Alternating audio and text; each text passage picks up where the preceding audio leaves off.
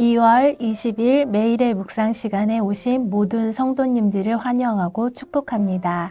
오늘 묵상을 통해 하나님의 크신 은혜가 저와 여러분 가운데 함께 하시기를 예수님의 이름으로 축복합니다. 오늘 하나님께서 저희들에게 허락하신 말씀은 역대상 1장 1절에서 8절까지의 말씀입니다. 하나님의 말씀을 경외하는 마음으로 여러분과 함께 봉독하도록 하겠습니다.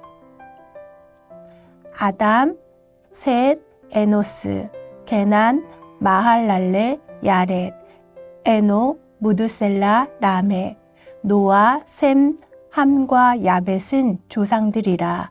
야벳의 자손은 고멜과 마곡과 마대와 야완과 두발과 메색과 디라스요. 고멜의 자손은 아스그나스와 디박과 도갈마요. 야완의 자손은 엘리사와 다시스와 기띵과 도다님이더라. 함의 자손은 구스와 미스라임과 북과 가나안이요. 아멘. 1977년 많은 미국인들이 알렉스 헤일리의 소설 뿌리를 원작으로 한 미니 시리즈를 시청했습니다.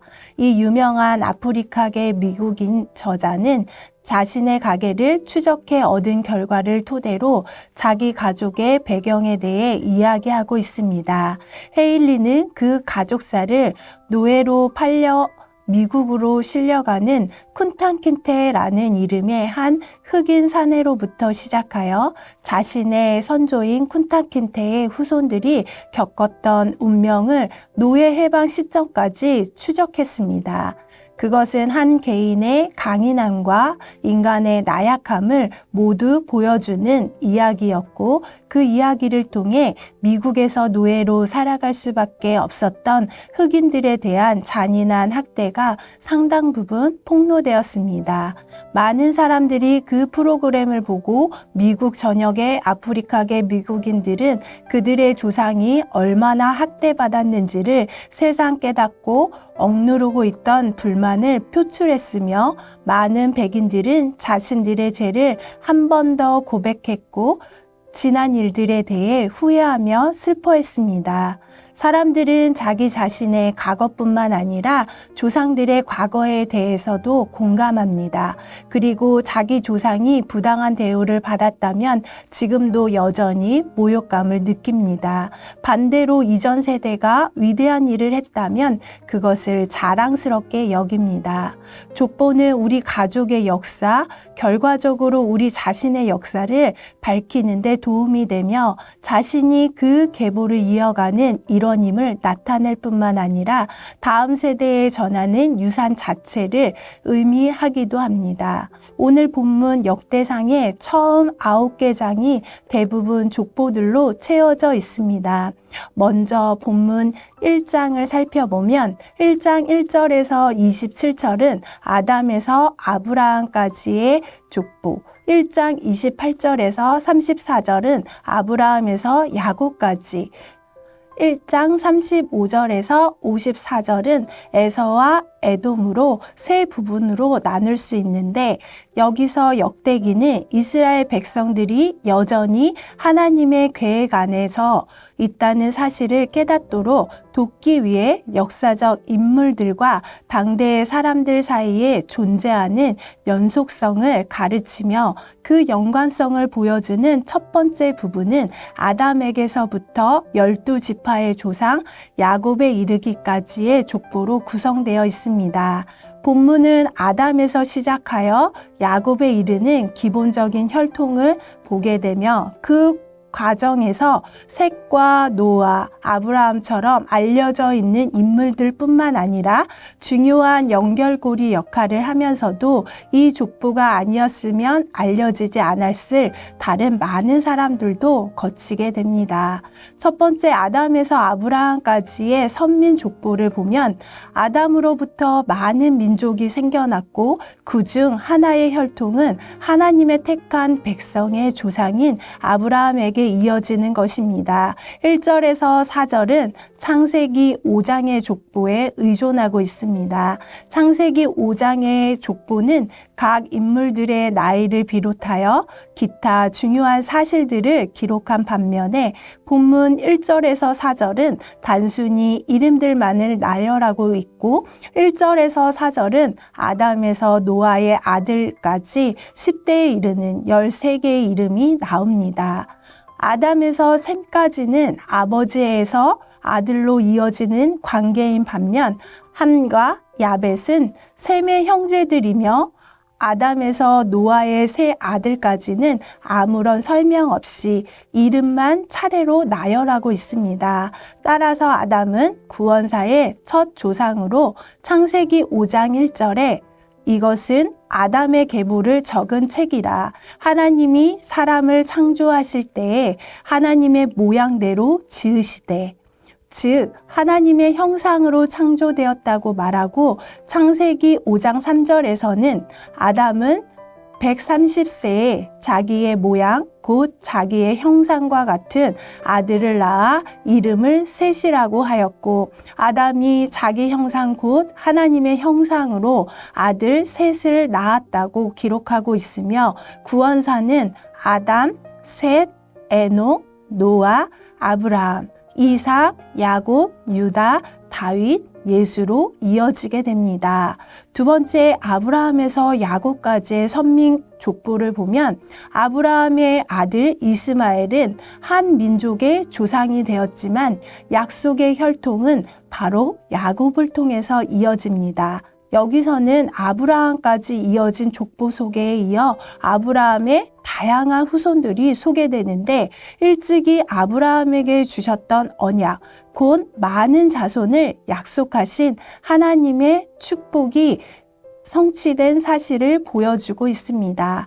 그러나 이처럼 많은 자들 중에서도 아브라함의 씨를 통해 온 땅을 축복하시겠다는 약속은 이스마엘을 비롯한 첩의 소생들은 제외되고 하나님의 언약을 따라 태어난 이삭에게로만 이어지고 있습니다. 또한 이 족보는 에서를 제외한 야곱, 곧 이스라엘로 이어지는데 이는 결국 하나님의 언약은 주권적으로 선택된 자들에게 주어지며 이 선택은 계속해서 이스라엘 민족 속에 계승되고 있음을 잘 보여주고 있습니다. 세 번째 에서에서 에돔 계보를 보면 이스라엘의 역사에서 중요한 민족인 에돔 족속을 통해 하나님의 선민의 정통성을 알 수 있습니다. 본문은 야곱과 달리 이삭의 아들임에도 언약 백성의 주류에서 제외된 에서의 계보를 기록하고 있습니다. 즉 창세기 36장에 근거하여 이삭의 장자 에서의 계보를 에서의 후손들, 세일의 후손들, 에돔의 왕들로 소개하고 있습니다. 에서는 육신적으로 장자의 권리를 갖고 있었기 때문에 언약 백성의 정통 족보에 오를 수 있었지만 영적인 축복을 현재 상황에 만족과 바꾸어 버림으로써 구속사적 흐름에서 제외되고 말았습니다. 에서와 그 후손 에돔 족속은 이후로 하나님의 언약 백성이 된 이스라엘 백성과 대조되어 불신앙의 전형적인 모습으로 나타납니다.